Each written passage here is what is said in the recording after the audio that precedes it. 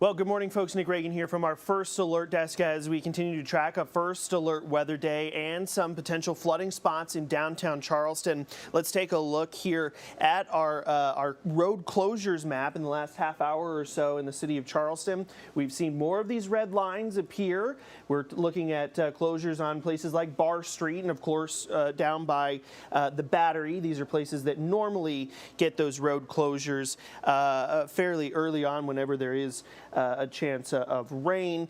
But we've got our reporter, Tiana Maxwell. She is downtown right now watching those conditions as they're happening. It's looking fairly wet down there. Tiana, we're seeing the rain come down around you. And tell us exactly what you're seeing, what you've seen so far. Good morning.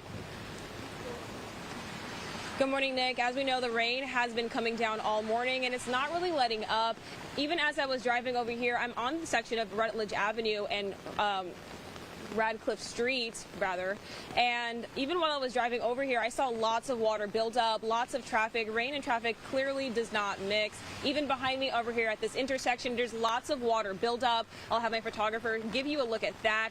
Lots of water on the street. It took me a good second to cut out my car just now.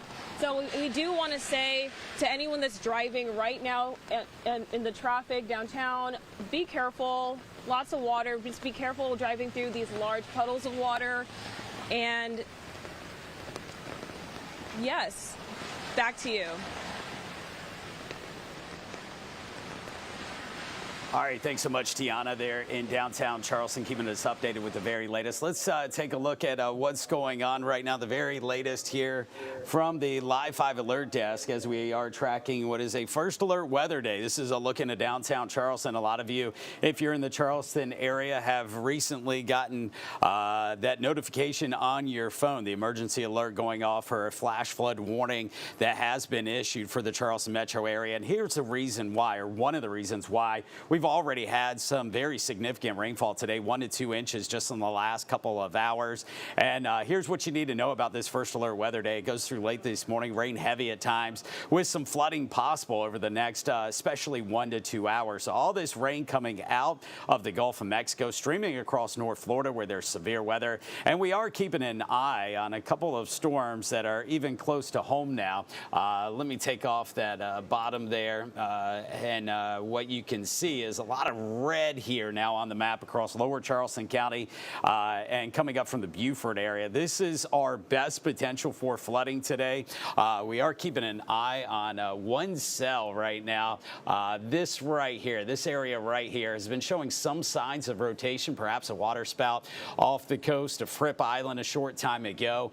This is tracking towards Edisto. Right now there are no warnings on that, but it is something we are keeping an eye on because there has been some weak rotation out over the ocean, and that is moving a little bit closer to the coast. Now, it has been a morning where the rain has been coming down, and because of that, coupled with this heaviest rain band now coming into the Charleston area with already a lot of water out there, flash flood warning has been issued. This goes now until 12 o'clock. So this is a long-standing warning for the Charleston metro area, although I do expect conditions to improve well before then. We had one band of heavy rainfall early this morning. That is now up into the Myrtle Beach area.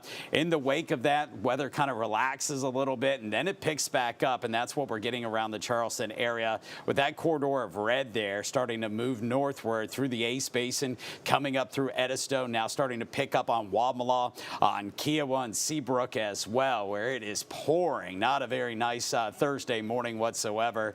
And you can see there's still rain back west of there, but it's not as widespread. It's not as heavy as what we're going to see move through in the next 1 to 2 hours. And Future Tracker's been showing that the heaviest rainfall moving through this morning, improvement toward lunchtime, and a lot of improvement. We'll get some peaks of sunshine this afternoon. We'll be drying out.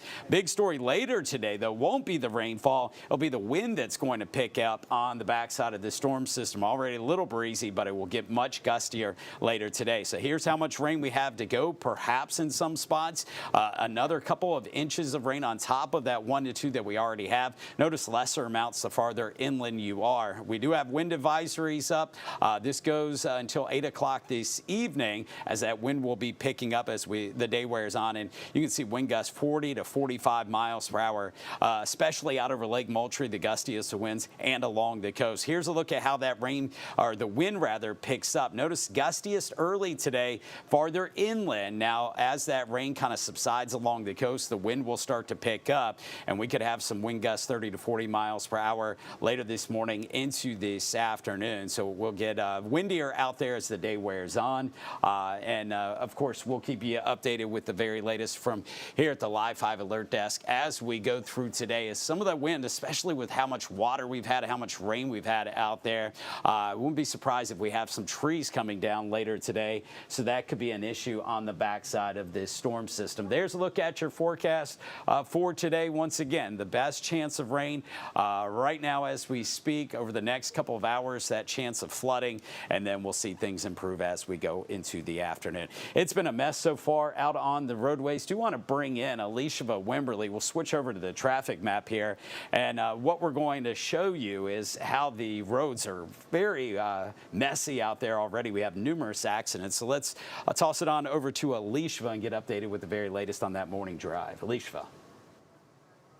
Absolutely, Joey. Thank you so much. Always on top of things. And where there's flooding, where there's ponding, of course, that means issues on the roads. We're already seeing a magnitude of them. So good morning to you. My name is Alicia Wimberly. Obviously, I am here to tell you about the roads, your Live 5 traffic anchor, and we have a lot of red on that map. From 526 to I-26, the red is not stopping. So we're going to start out with an issue that's on 526 that's been there for about half an hour now. If you're on that westbound side, take a look at all that red if you're leaving Mount Pleasant. This might not be the best route for you this morning because we've got 2 left lanes blocked right near the exit for Clements Ferry Road. Let's zoom in so we can show you what I'm talking about. If you're trying to get by Clements Ferry or get to there, that far left lane, 2 of them exactly are blocked due to an accident, and that's not our only issue. I-26, we've got an issue on that westbound side that's got the far left lane blocked, and both of these issues have been happening for at least 20 to 30 minutes now, and that accident on I-26 is right near exit 218, so before you get to the exit for Morrison Drive. So problems out there continue to arise. We have an issue by Spring Street near Norman Street. We've got an accident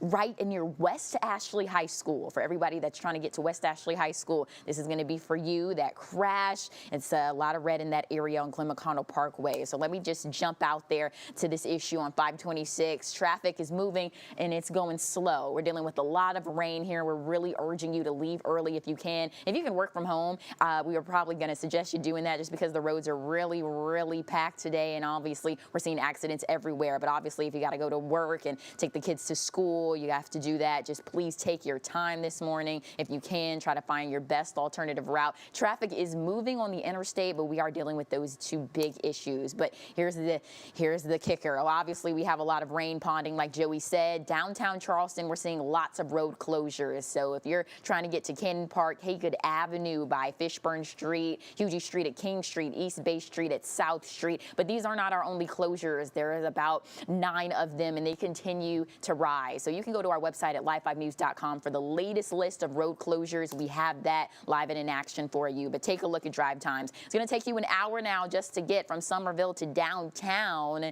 what we normally see. But obviously with the rain, people are slowing down. It's going to take you a lot longer. Take a look at 526. We have not seen this in so long. It's going to take you 94 minutes, so almost 2 hours, if that, just to get to West Ashley from Mount Pleasant. If you're trying to get to Mount Pleasant from West Ashley, it's going to take you about an hour to get there as well. Not the best thing that we want to see, but because those 2 lanes are blocked on 526, this is what we leave with, about 2 hours worth of drive time. So we're really urging you to be careful as always. Please take your time on the roads. Follow us here at Live 5. We will be live in just a few minutes. We'll give you the latest on weather and traffic. As always, you can come back to us for the latest drive times, the latest accidents, what's going on outside right here on Live 5 News. So thank you so much for joining us at the First Alert Desk. We'll have more for you coming up in just a few.